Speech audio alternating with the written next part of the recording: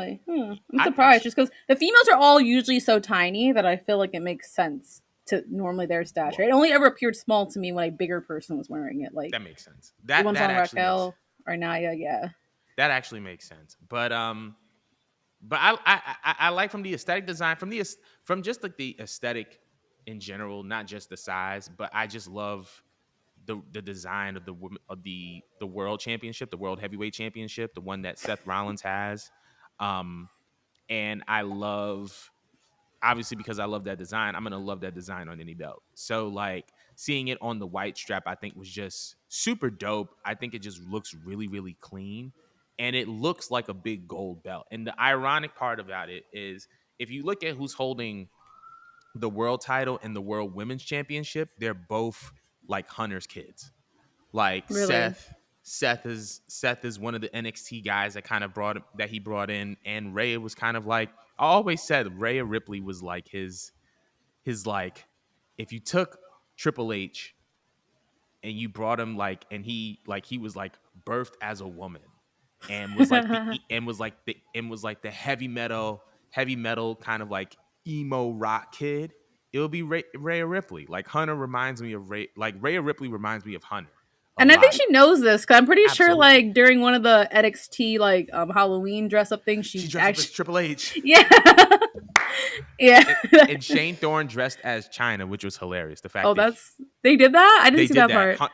Rhea was Triple H and Shane Thorne was China, which That's the fact that fucking they hilarious. swap roles, I think, was just super duper funny. But yeah, I think that the World Women's Championship looks a lot better than the WWE Women's Championship. What were you gonna say? It's just that ever since Whitney made like the sponge comparison, when the lighting is not good, and I don't think you're able to see it in any of these pictures. I just had it.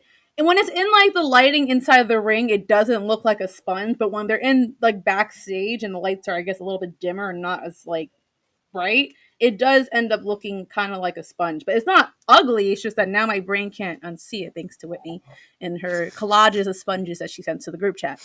Right. She loves Yeah, like Whitney was mad as hell, y'all. She was not happy about this. at all, literally at all.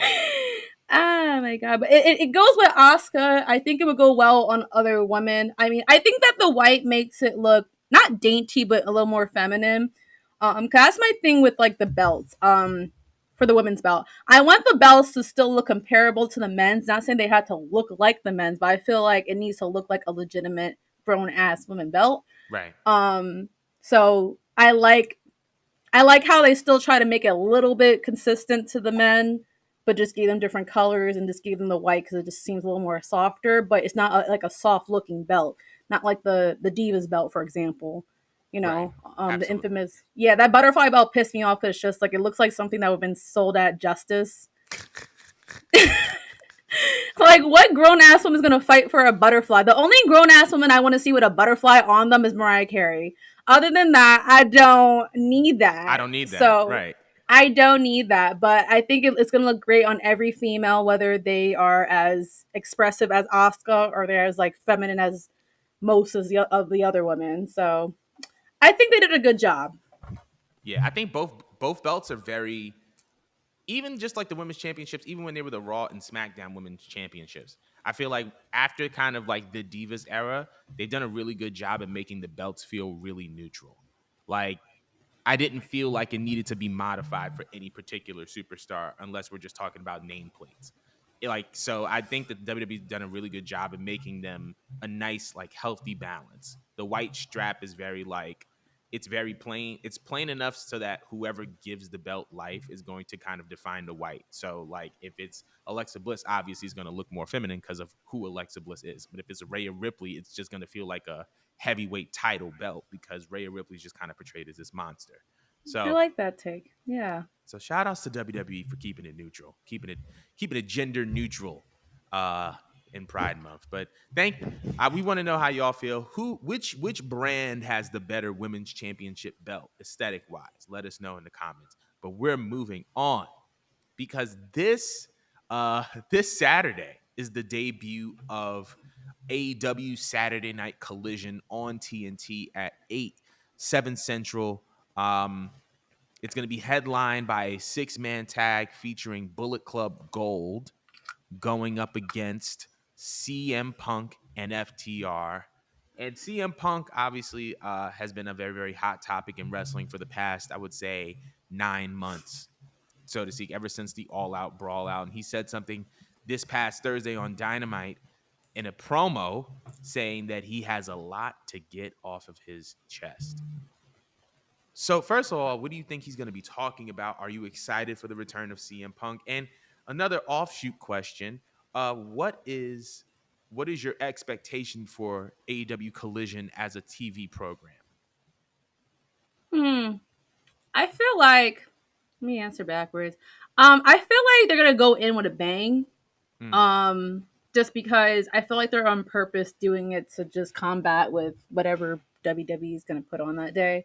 mm, But I feel like it's gonna be a good show, and we are gonna notice like some differences. It's gonna actually feel like there's gonna be some divisions with brands.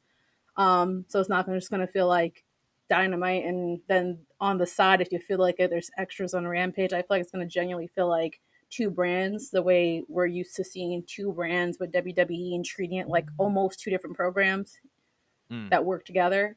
So there's that, and I feel like if they're, first of all, I mean that's crazy that CM Punk literally has a promo package for a leading up promo. Like, you know how good you have to be on the mic that someone literally is hyping up what you're gonna say. Not even in a match, just, oh yeah, he's gonna say something, so be there on Saturday. Like, you don't know what's gonna come out of his mouth, but it's gonna be crazy mm, because there's so many possibilities after, again, like a year almost. So it just begs the question: is Punk gonna come back as a heel or a face with this promo? Is he going to swerve us? You know, mm, is he going to give us a sob story in the beginning and then just blame us for everything he's been through while he was gone and address the issues? Or is he going to just drop all that and then, oh, I just smacked my phone.